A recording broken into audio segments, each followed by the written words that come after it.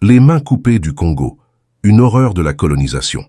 Les mains coupées du Congo sont restées le symbole de la démesure de la violence exercée sous l'égide de Léopold II, roi des Belges, au Congo, dont il est propriétaire, pour exploiter les ressources naturelles du pays à son profit. Une femme, Alice Seeley Harris, missionnaire protestante britannique, vit au Congo depuis 1898.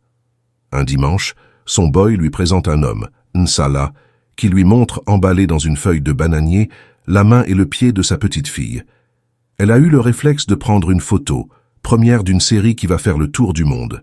Sur cette photo, on voit Nsala, devant la main et le pied coupés de sa fille de 5 ans, punition pour ne pas avoir récolté assez de caoutchouc. En 1885, Léopold II, roi des Belges, obsédé par l'idée de posséder une colonie, se voit attribuer le Congo comme propriété personnelle et se prévaut d'une pseudo-mission civilisatrice et humanitaire. L'administration de l'État indépendant du Congo organise alors un système répressif, brutal et sauvage pour faire travailler les populations autochtones.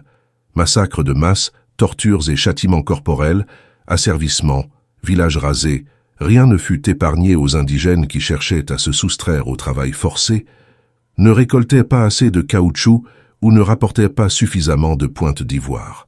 La punition la plus répandue était la section de la main. Si les villages ne rendaient pas la quantité de caoutchouc dont on avait besoin, on prenait les hommes mâles adultes et on leur coupait la main. La deuxième fois, on leur coupait l'autre main. Si la famille continuait à ne pas donner le caoutchouc, on la tuait. Peu avant sa mort, Léopold II a brûlé toutes les archives belges qui pouvaient le compromettre. Certains documents sont restés secret défense jusque dans les années 1980.